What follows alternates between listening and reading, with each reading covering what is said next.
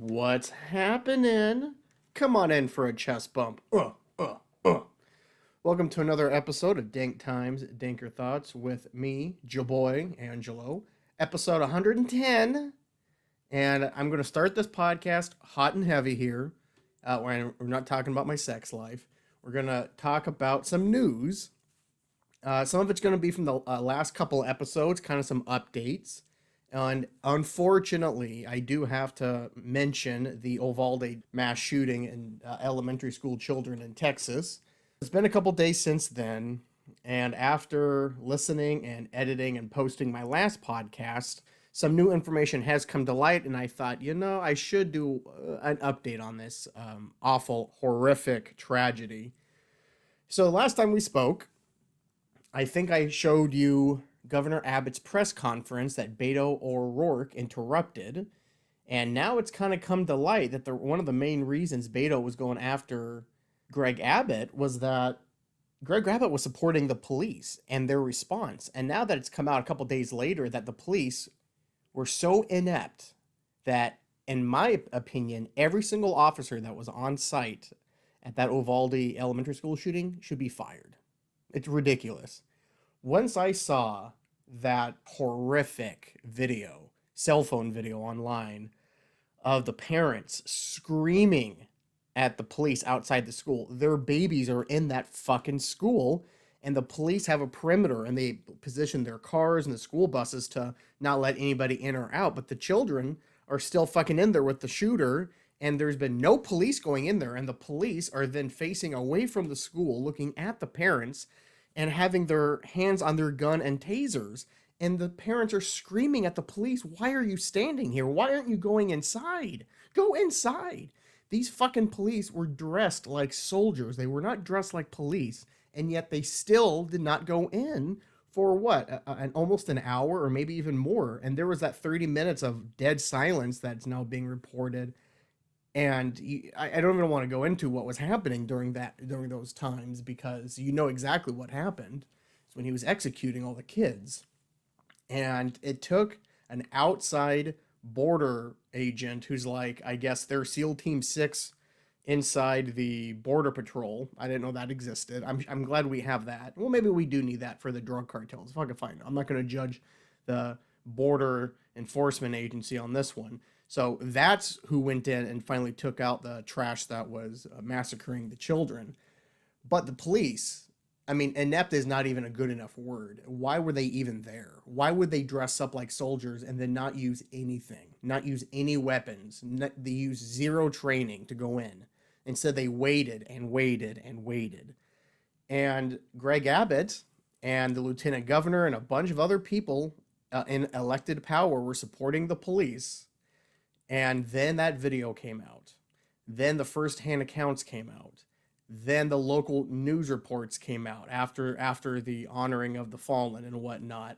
And then it showed how you made a tragic situation so much worse by actually having the people there that are supposed to stop this kind of stuff. The police were there. This is what police do. In fact, I'm sure a lot of police would get excited about the thought of going into a school to take out a mass shooter, because that's one of the reasons they took the job.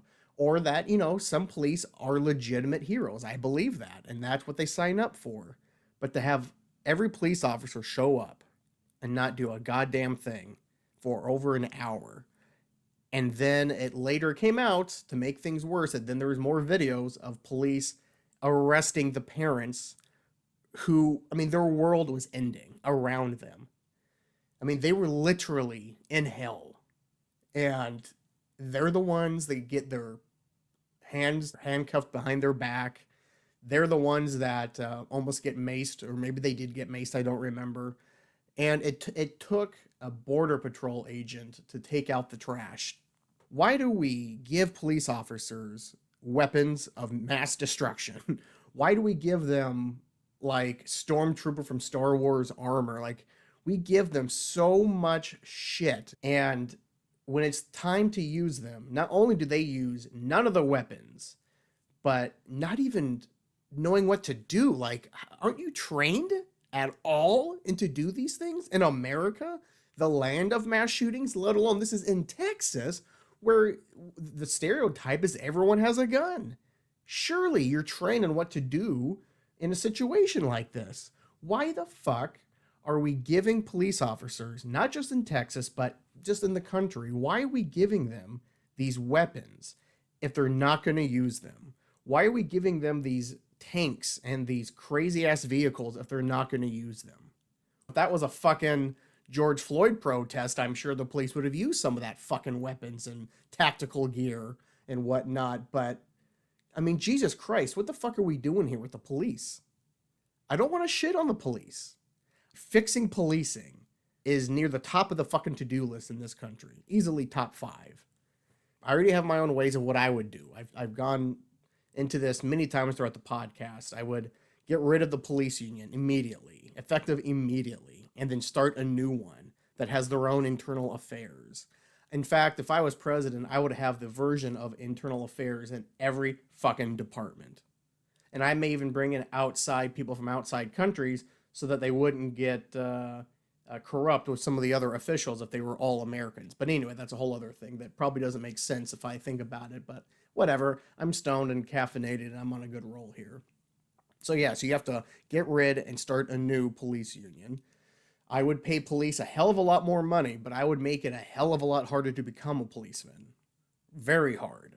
Intense background checks. You think I was a little overboard with my gun control shit? It's even worse with the police. If you're in any social media group that is considered either far right, far left, anything that's radical, you're automatically disqualified. If you were a kid that liked to dissect animals and you were a violent kid, you're automatically disqualified. There's so many disqualifications. I don't want to go through that whole fucking list, but my point being, we have to hire the best of the best. Think Men in Black. When Tommy Lee Jones hired Will Smith, it's because he was the best of the best of the best. He was that creamy cream that creamed all the way to that creamy top. God, I could use some hot cream. Anyway, but you have to give them enough money to make it worth their while. So I would give cops a massive raise.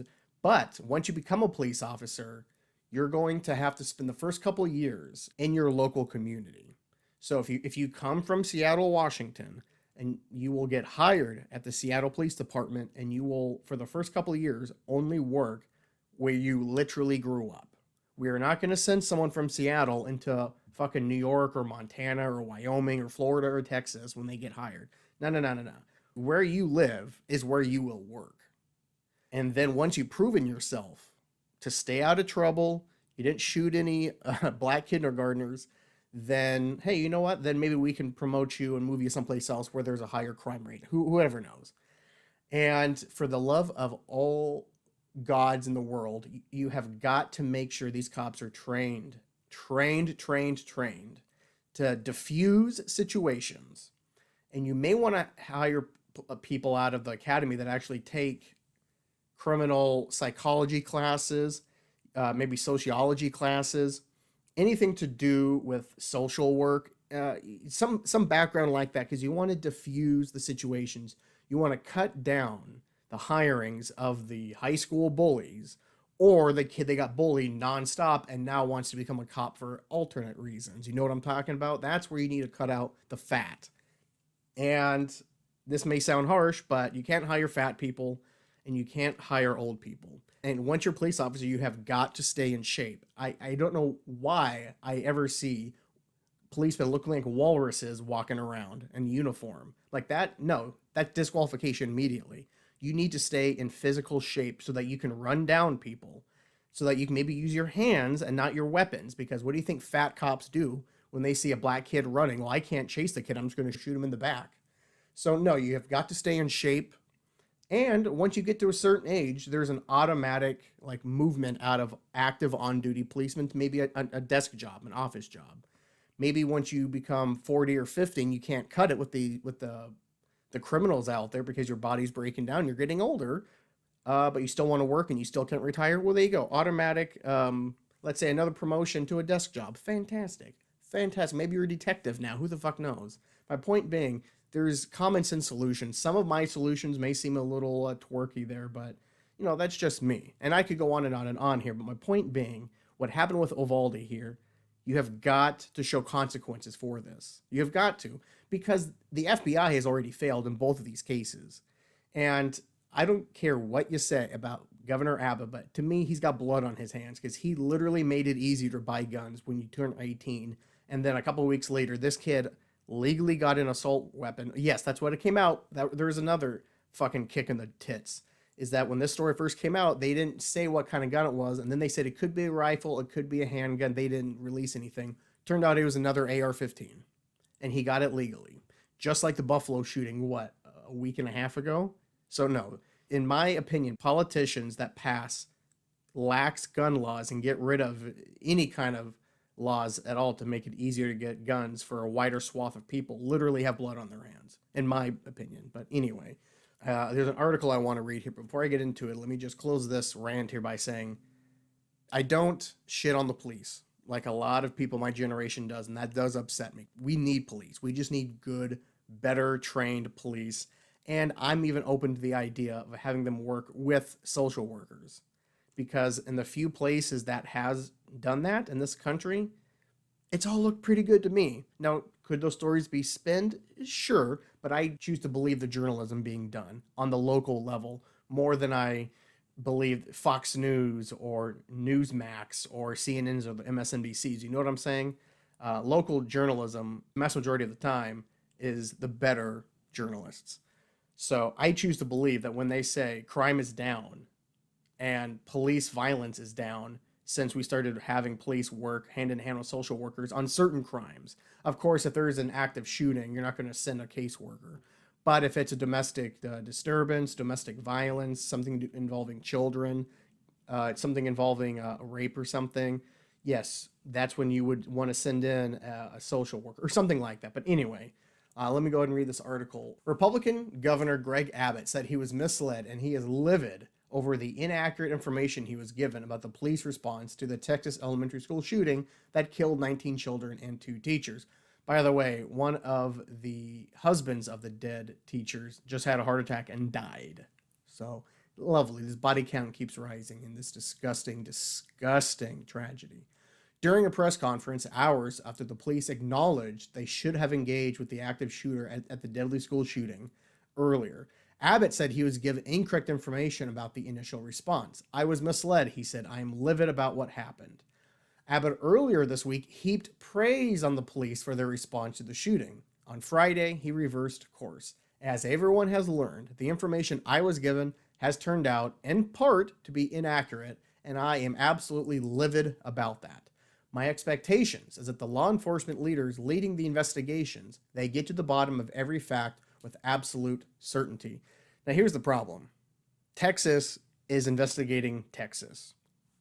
What do you think they're going to find? Not to mention you having Texas investigating Texas police. So I don't have much faith is my point here. I would bring in outside investigators personally, but what the fuck do I know? I mean, again, this is Greg Abbott we're talking about. And if he is truly livid about it, then what is he going to do? He has the authority to reverse that bill to make it easier to buy guns. He can do that. He can have more legislation introduced and approve it. I mean, he has powers to do things. That's what a governor can do.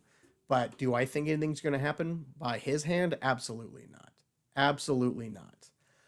Representative Tony Gonzalez, not the football player, who represents the district in which the shooting took place, said the shooting lasted an hour with a 30-minute lull when the shooter barricaded himself into a room.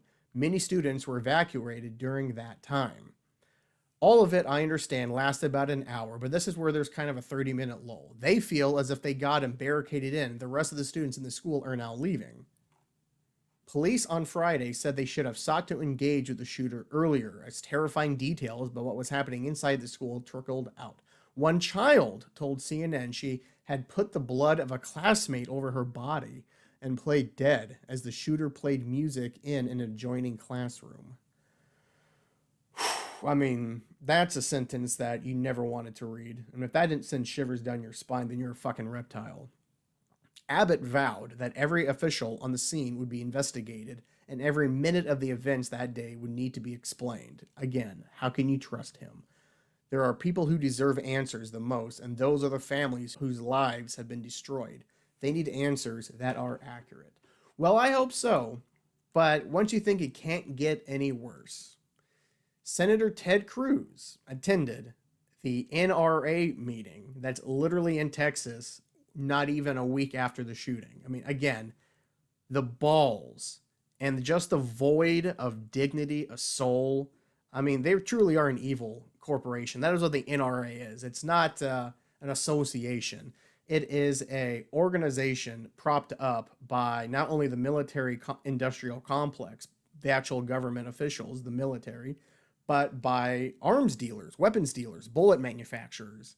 You know, they want to keep violence going. They want people to keep buying guns. They want it to be easier so they make more money. They want more wars so they can make more giant ass weapons to kill poor kids out in Palestine and Iraq and Afghanistan. It's disgusting. If you support the NRA still and you know this and you choose to ignore it, I don't know how you sleep at night. But anyway, the cocksucker Ted Cruz at the NRA conference blamed declining church attendance, violent video games, prescription drugs, social media bullying, and other societal factors, but not guns, for the wave of mass shootings in the U.S. during the address to the NRA members on Friday. We know that many of these who seek to commit the most heinous crimes, they're isolated from human contact. They're living a virtual life in the absence of community and faith and love. What stops armed bad guys is armed good guys. Well, that's the police, and they didn't do anything. I mean, just think about that. That's a myth. That doesn't exist. This shooting happened in Texas. Everyone has guns in Texas, and that motherfucker still killed. I don't even remember how many people. It's disgusting. So no, that's a myth. The only way to stop bad guys with guns is good guys with guns. You just need a good guy with a gun. No, it doesn't happen. It doesn't happen. And when it does happen, it's a blip on the radar. It doesn't last. So, once you think Ted Cruz cannot get any slimier, he just continues to worm his way into that sludge. What stops armed bad guys is armed good guys, he said, arguing that lawmakers' proposals to expand background checks on gun sales wouldn't prevent most mass murders. Cruz called for every school to have a single point of entry guarded by multiple armed police officers or, if need be, military veterans. I mean, that's the world you want to live in. That's the America that we want. Yes, I want armed military veterans outside elementary schools all across this country because that makes me safe. That's good. That's what a country that's not in decline does. He added the schools should have bulletproof and locking doors to each classroom. That's much preferential than doing just limited background checks or the red flag rule or anything that's common sense. Or if you're on a terror watch list, not to get a gun. But yes, so let's avoid all those things and put bulletproof windows and armed security guards going up and down every school in this country. The Texas senator also criticized Democrats for rejecting the amendment offered by Cruz and Chuck Grassley of Iowa following the 2012 Sandy Hook shooting that would have created a federal task force to prosecute those who illegally attempt to purchase firearms. 2 Republicans and all but 9 Democrats voted against the measure, which would have allowed for interstate firearm sales and transportation and restricted some individuals from owning firearms. Well, yeah, we should have gotten that one. Absolutely. But I wonder if there was more to it than that. But isn't that just vile comments? Good guys with guns, and you know what? Violent video games. And what did you say? A decline in church? Yeah, because this wave of human violence is brand new. Or it could be that we are just a violent, chaotic, jealous, sad species. I think that's the case, Ted, don't you think? I think your God hasn't just failed those dead kids, but it's failed you, me. He's failed everyone. Because you know what? He doesn't exist like the way you think he exists. You need to chill, Ted Cruz. You need to chill. But he'll keep winning because Texas is fucking wild. But anyway, let's move on to some other less sad news stories. In fact, some of these are quite upbeat and happy and uplifting for your soul. So let's continue. I'm going to try to go quick here on these next few stories. Georgia deals critical blow to Trump's kingmaker status. Some of you may remember a couple weeks ago I talked about was it Ohio? Yes, the Ohio primaries where J.D. Vance won and he was heavily endorsed by Trump. And everyone was freaking out like, oh, Trump's endorsement carries so much weight. Oh my God, the end of the world is near. And I was stressing caution because just because what happened in Ohio doesn't mean that's going to happen everywhere else. Just because Ohio went Trump doesn't mean, say, Georgia or Idaho, Nebraska is going to go Trump as well. Not everyone is the same. And that's why I don't like painting with broad strokes, especially when I hear people talking about politics like that. But anyway, in case if you don't know, Georgia gave not only one middle finger, but two middle fingers to that Cheeto dick motherfucker by kicking the shit out of every single politician that Trump endorsed, got their asses handed to them. Former President Trump is facing a serious political setback after Georgia voters delivered a resounding rejection on Tuesday of his efforts to reshape some of the state's highest offices in his own image. In nearly every statewide GOP primary, Trump's endorsed candidates fell to incumbents whom he vowed to seek revenge upon. Despite Trump's aggressive intervention in the state, three top Republican officials who rebuffed his efforts to overturn the 2020 election, Brian Kemp, Brad Raffensperger, Secretary of State, and the Attorney General Chris Carr, coasted to victories over their Trump-backed rivals. For more than a year, Trump tried relentlessly to oust Kemp, Raffensperger, and Carr, endorsing primary rivals who echoed his baseless allegations that widespread voter fraud and malfeasance by election officials robbed him of a second term in the White House. But each of those rivals suffered embarrassing and emphatic losses on Tuesday. Former Senator David Perdue, he was once a pretty powerful senator not that long ago, whom Trump endorsed to take on Kemp, finished more than 50 percentage points behind Kemp. I mean, you lose by more than 50 points. That's a mercy kill right there. While Carr dispatched with his Trump-backed challenger, John Gordon, by more than 47 points. Good God. Even Raffensperger, who finished with the smallest margin of victory, won his primary by nearly 20 points. So this is all good news, people.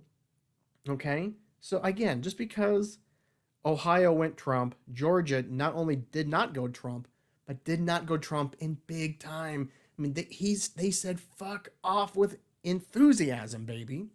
Trump's record was already blemished before Tuesday's primaries.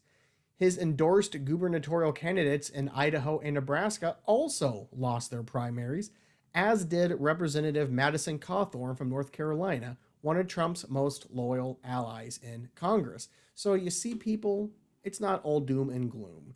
Does Trump still hold sway and hold power over the Republicans? Of course he does, but not as strong. This is what I'm trying to show you here, is that, yes, he is still the most popular person in the Republican Party, but it's not a done deal. He is not a kingmaker. It depends where he goes, which is still scary, but the fact remains his record is not only blemished, but it's getting a pretty big black eye. So continuing with some stories here, progressives voice anger at the Democratic leaders over the close Texas runoff. Progressives are voicing anger at the Democratic establishment following the closely fought runoff between Jessica Cisneros and incumbent Representative Henry Cuellar, leading to what could be deep divisions in the district ahead of the general election. As the results trickled in Wednesday, and the race remained too close to call, progressives voiced their discontent with the House Democratic establishment for potentially pulling Cuellar over the finish line. On the day of mass shootings and weeks after news of Roe v. Wade, Democratic Party leadership rallied for a pro-NRA, anti-choice incumbent under investigation by the FBI in a close primary. Robocalls, fundraisers, all of it, Progressive Representative AOC said in a tweet. Most of the anger is directed at Speaker Nancy Pelosi and Majority Whip James Clyburn, who ran recorded robocalls right before the election backing Cuellar. Clyburn even made a visit to Cuellar's district for a campaign event earlier this month. As of Wednesday morning, Cuellar led Cisneros by just 177 votes. That is the slimmest of slim leads. Cuellar declared victory in the early hours of Wednesday, but Cisneros has not conceded. Even if Cuellar wins, the closeness of the results so far can be seen as a win for Cisneros, who closed the gap with Cuellar after challenging him 2 years ago in 2020. Cuellar defeated Cisneros by more than 2,000 votes. So basically, Cisneros gained about 2,000 votes in just 2 years. With a margin this small, it's clear that a pro-choice, anti-NRA Democrat could have easily won if it wasn't for the full-throated support of Speaker Pelosi and the party establishment in Washington for anti-choice, pro-NRA Henry Cuellar, said Waleed Shahid, communications director for Justice Democrats. But right now the election is too close to call. They aligned themselves with AIPAC, big oil, gun manufacturers, and the Koch brothers to support a man who consistently undermines our party and sent a signal to voters that incumbency is more important than democratic values, said Sawyer Hackett, senior communications strategist at the Progressive Change Campaign Committee.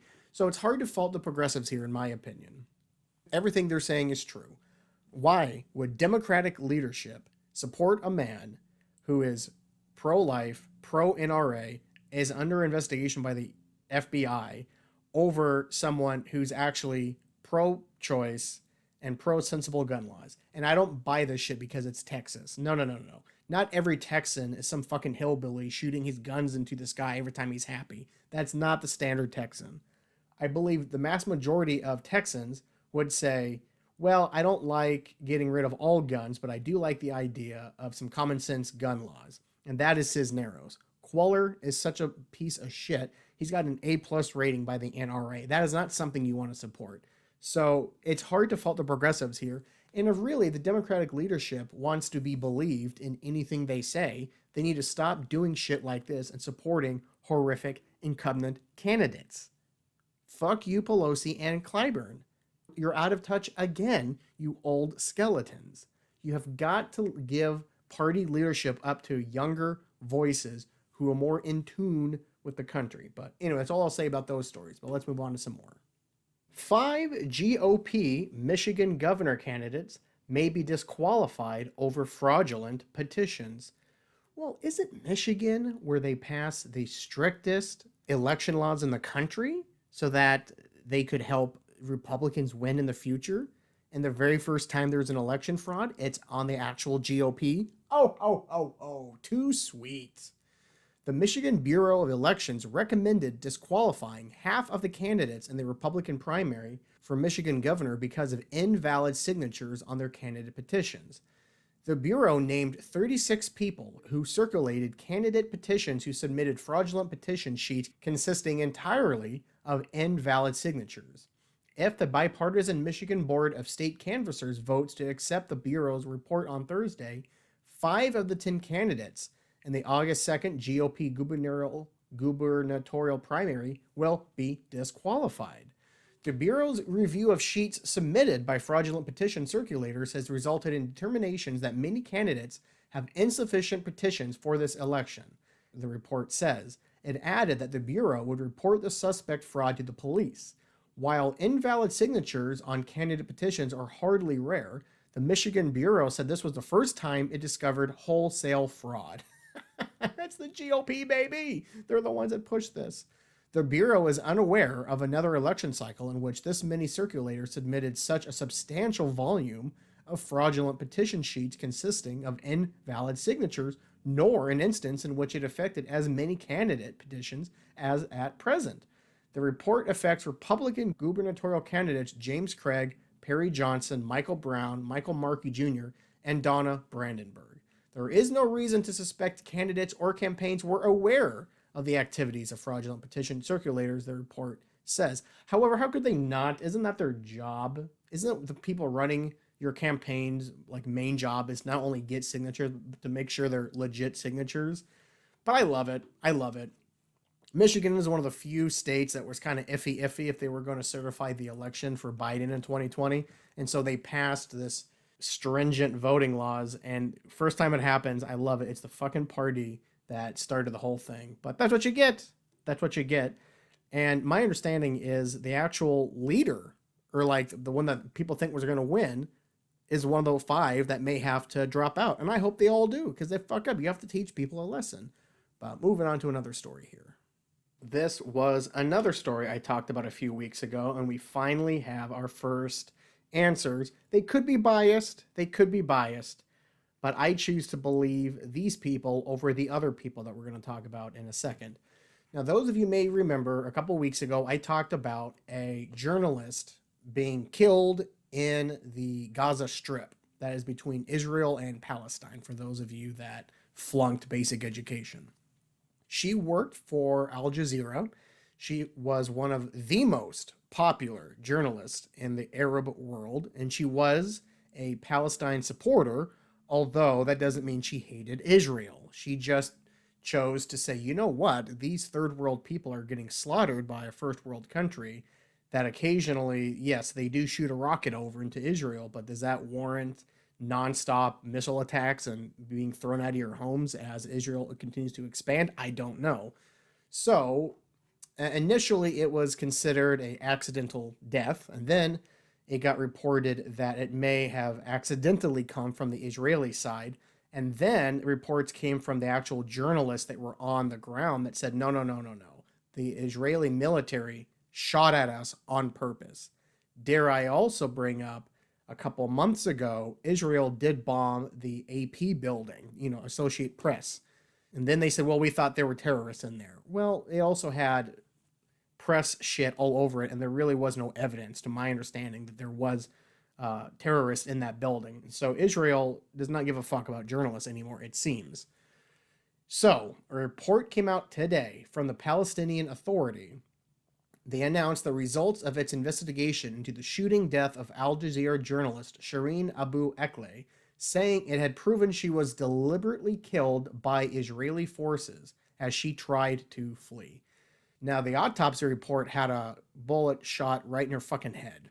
Does that mean she was killed execution style, or were they aiming at her head? It's a pretty rare thing to be shot in the head on accident. You see what I'm saying?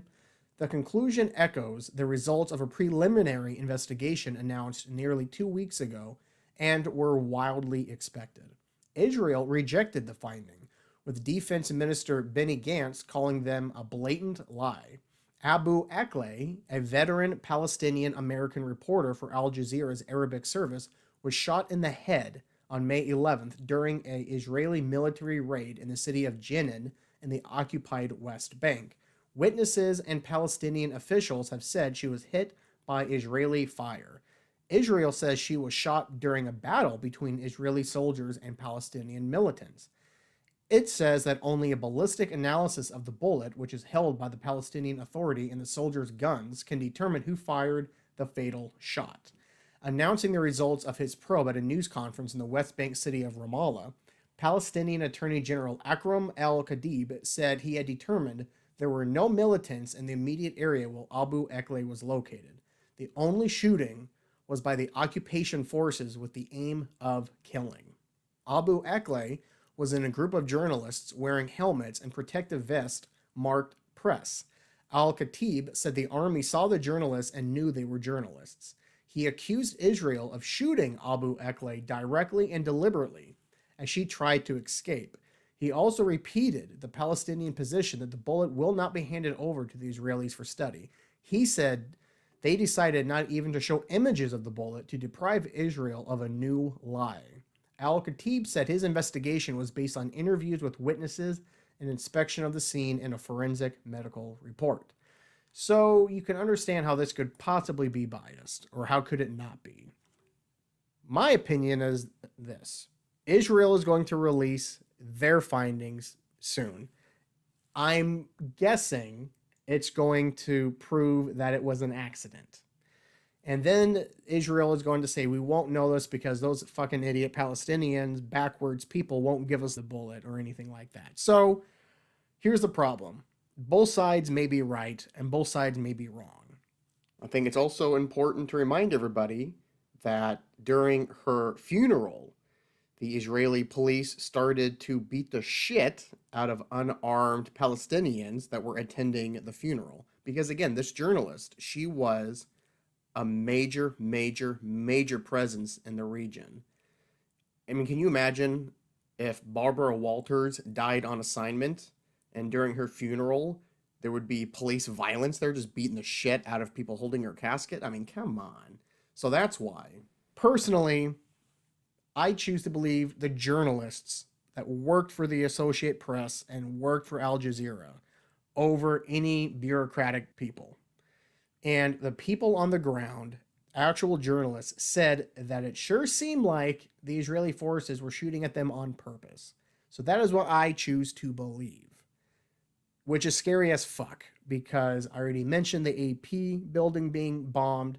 And then how can we forget Saudi Arabia kidnapping, murdering, butchering, and disposing of the body of Khashoggi, a Washington Post journalist, and we haven't done a goddamn thing about it besides give the Saudis more weapons and money for their genocide. So this is not good. Journalists already had it pretty bad in the Middle East, but the fact that they're not getting any pushback on this, like, what if it does come out that Israel did murder this journalist? Do you think America's going to do anything about it? Oh, they may give him some lip service. Oh, no good, Israel, no good. But anyway, here's more money. And you know what? Let's let AIPAC dictate who our next president is. Oh, that stupid shit. And they'll throw racism or anti-Semitism in your face because you're speaking ill of Israel. And that is not the case. Anyway, enough about the news. Let's change subjects, baby. I was outside working in the yard the other day. Working in the yard is very therapeutic for me. I especially do it when I'm depressed or anxious or angry or just too nihilistic to give a fuck anymore. And the last couple weeks, the news has really made me down in the dumps. So I've been working outside a lot more, which coincides with the weather changing. And is it summer that's happening right now? I don't know the seasons, but it's nice outside. And all of my flowering plants are starting to flower. So I'm, taking care of all that shit, all that maintenance. And I was out there the other day weeding, and I heard this little rustling behind me. Now, I live in the middle of nowhere. There's houses and shit around me, but nothing much else. And there is a lot of woodlands around here. So I'm used to seeing the occasional woodland critter. Squirrels, possums, raccoons, and of course, a whole plethora of birds and insects. And the occasional frog and lizard and snake. But this time I kept hearing the rustling behind me and I couldn't find the animal. And so I said, oh, whatever. It's not going to kill me. So I went back to it. This ain't the Revenant. A grizzly bear ain't going to jump out and maul me. But I kept hearing it. And so I said, okay, I got to focus. Where is this fucking animal? And I looked and there's this tiny little bird. I could not tell if it was a baby bird or just a small, like, sparrow or finch or something. It had a yellow back tail and yellow on the tips of its wings, but it was just hopping around next to me. It wasn't flying. It wasn't scared of me or anything. So I went over to it thinking that would frighten it and fly away, and it never was flying. So I thought, oh shit, maybe this bird's fucked up or something, because it wasn't running from me, so I could tell that it wasn't trying to flee. So I thought, well, it's not a broken wing or a broken back or anything, because it would be trying to get away from me. Unfortunately, I have seen birds that are fucked up like that. I grew up with cats, and the amount of half dead but still very much alive animals that the cats have brought to myself or my dad, and I had to mercy kill or had to ditch the body. So I've seen my fair share of suffering birds, and this bird wasn't giving off that. But something was fucked up in the head because it wasn't flying away or anything. And so I said, okay, well, let me try something. So I went to go pick it up thinking that will scare it, and it didn't budge. It just looked at me. And I thought, am I a fucking Disney princess here? Why is it not doing anything? So I picked it up and I moved it thinking, well, maybe if I move it someplace else, it'll, shake itself out or whatever and start to go away. But it wouldn't. It would never fly. Then it stopped hopping and just kind of just sat there and stared at me. But I swear its back and its wings were not fucked up or anything. So then I thought, well, maybe it's just retarded in the head. Maybe it flew into something and gave itself the downsy, or maybe it got attacked in midair and it's fucked up. Or maybe it is a baby bird and it got kicked out of the nest and it doesn't know how to fly yet. So I thought all these horrific things, and I said, well, I can't just ignore it. I have too much empathy and too much compassion, even for a fucking small bird. So I went up and I got some bird seed and I got some water and I put it next to it, and the fucking thing didn't even look at it. And that's when I knew it. Okay, this bird is messed up to the 10th degree. But I said, I'm not playing God here, I can't force this thing to be better. Then I thought, well, maybe I should put it in a shoebox and take it to the veterinarian clinic that's down the street. But I thought, no. This is nature. This is the way of the world. So I finished my stuff and I went back upstairs for a couple hours. And then after I ate, I thought, I should go check on that bird. And it was about 3 or 4 hours since I finished. And when I went back down into my yard to find it, it was in the exact same place, but it was dead. It was just laying there and flies had already started to congregate on top of it. And I got so sad, you guys. I started getting teary eyed. And I know some of you may think, Jesus, Angelo is one fucking mook. But, I don't like seeing animals killed. I don't like seeing animals in pain. And I remember thinking before the bird eventually died, I thought, well, if it is fucked in the head or if it's suffering, maybe I should just drop a brick or a giant rock on it and put it out of its misery. But just the thought of even doing a mercy kill just filled me with such dread. And so it was very sad to me. I'm still a little mopey about it, obviously. And I thought to myself, doesn't this just perfectly sum up life? You're born, you get kicked out of the nest, something bad happens to you, and you never recuperate, and someone tries to help you, and then you still fucking die, and you don't even get a chance to rest in death because the second you die, a whole other swath of animals, in this instance insects, immediately start to set upon you and basically eat you until you're nothing again. Oh boy, oh boy. So nature's a bitch. Life is full of chaos. I just hope that poor little bird wasn't suffering. About a year ago, I found the skeletal remains of a bird that was identical to this one with the same yellow tip wings and yellow feathers on the back. It was torn to shreds in my gutter. And I think what happened is a hawk or an eagle or an owl got that poor thing and landed in my gutter and just made a quick meal of it. But it looked like shredded pork. But Jesus, fucking animals. Nature is a wild, wild mistress. It does not give a fuck about you. I have grown up watching plenty of nature documentaries to know that if there is a God, he is not a loving God because there's so much pain, torturous pain. And some animals, we're not even counting people, but some animals just live a life of suffering. They don't even stand a fucking chance. I saw a video a couple weeks ago about this antelope giving birth, and the fucking antelope baby hadn't even gotten out of its birth sac before a baboon just set upon it and made a quick meal of it. That antelope wasn't even born for more than 30 seconds before it was getting attacked. So fuck me, man. Life is a bitch and then you die. That's why I get high. Well, as we move to wrap this podcast episode up, let me catch you all up on some personal goings on. I guess specifically, I know most of my listeners want to know about the single life, the dating life, the ladies. How's it all going? Well, to be honest, I took a little break from online dating for about 2 weeks. It wasn't coinciding with a relationship. I just needed a break. I was getting kind of bummed out on there. And so I went back on a couple days ago, and I got a lot of hits, surprisingly, because I'm always surprised when I get a bunch of activity in a short amount of time, because I still have low self-esteem every now and then, and it's always a surprise to me when I see a quality woman swiping right on me. I still haven't shaken that surprise feeling. I don't think I ever will. But I did just meet one of the ladies that I met this morning, and boy, was it a catfish. And we were talking for a couple weeks. I think she may have been one of the first ones that I matched with when I got back on there after my little hiatus. And we were hitting it off pretty good. I thought she was pretty attractive. I thought her character was pretty good. Her personality was good. The memes she would send me were pretty fire. So I was pretty excited about meeting her this morning. And boy, oh boy, the minute she walked in the door, I thought, uh-oh, lies, catfish, no!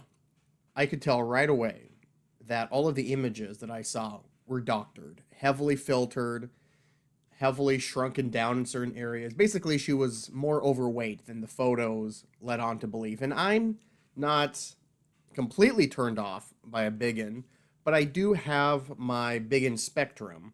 And she was well past what I find attractive. No offense to her, but to each their own. I don't mind a little bit of thickness, but she had a lot more going on. Not to mention, I think she was older than what she said she was on the profile. And then I could tell that she must have used age-defying filters because on those images, she looked like she was in her mid-30s like me. And then when I met her, again, no offense to her, but she looked like she was closer to 50. So there you go, the age, the weight, and she just complained about work for the entire time. And I just was like, ugh, God, this is not a good first foray back into online dating. But I still have my hope set that I will find someone. I don't know if I'm ever going to find them online, but at least I'm open to the idea of it. I'm still hoping that once start going back into work, start going to like birthdays and concerts and whatever, that I start to meet some people that way. I'm hoping more doors will open, so to speak. And I will say, I still keep in touch with a lot of my single lady friends that are friends, purely friends, because it's good to bounce issues off of them, just like they bounce boy issues off of me, and I give them my advice. I saw a few of them last night. We were chit-chatting about things, and it's just always incredibly surprising to me how low the bar is for boys. I had girls ask me, what's your first move, or how aggressive are you, blah, blah, blah, blah, blah. And I said, well, first off, I'm not sexually aggressive. I'm not aggressive at all. I may be aggressive once, we're in the bedroom and I know things are going good, but getting up to that point, no, no, no. I don't send risque photos. I don't push them into coming to my house for a first meetup. I mean, all these things are common sense to me. I'm honest and open. And it's amazing how many guys are just lying through their teeth just to get a woman out on a date. I don't think women know how self-conscious most men are and how we really don't judge women. We want women to be honest and open about either their looks and what they're looking for in a relationship. And I know women want that from men as well. I never doctor or filter my photos whatsoever. What you see is what you get.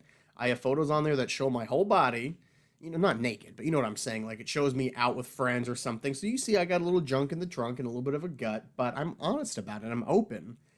And if you're listening to this and you're kind of having a shit time online dating like I am and most of my friends are, I just hope that you're being honest. I hope that you're not lying and pretending to be something you're not. I understand people lie about some things online dating. I'm sure I am too. Nothing's coming to mind, but I'm sure I have put on there something that's not entirely true. But I'm not a liar, is my point. I'm not a catfish. I don't make myself up to be something I'm not. And that's what I would hope everyone out there is doing as well that are on online dating. Just try to be yourself. You don't have to try to create this alternate persona of yourself.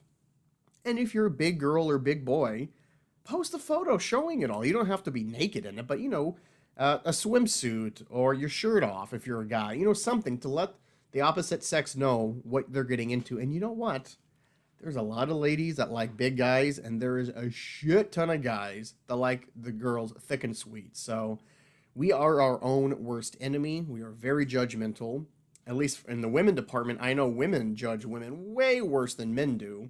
And I think it's important that they recognize that. And for guys, most women just want a guy, at least from my experience, they want a guy who's got a little bit of charisma, but mostly confidence. And it's just not a nervous Nelly the entire time. It's common sense to be nervous right away. I was nervous this morning. But you have to be able to settle down and calm down. You have to be a level of comfort with yourself. But this is nothing new. But anyway, so that's really what's going on. I am meeting another lady next weekend. And we'll see what happens on that one. I throw a wide net, and so I catch many fish. The quantity has never been an issue with me. It's purely quality. I view myself as a pretty high quality guy, and I hold myself up to high standards, and I would expect that in my life partner. But with that, I think we can wrap up here. So I love y'all. Take it sleazy. Don't do anything I wouldn't do. Don't be a judgy cunt. And yeah, just try to cool it, With the news is wild and depressing and sad.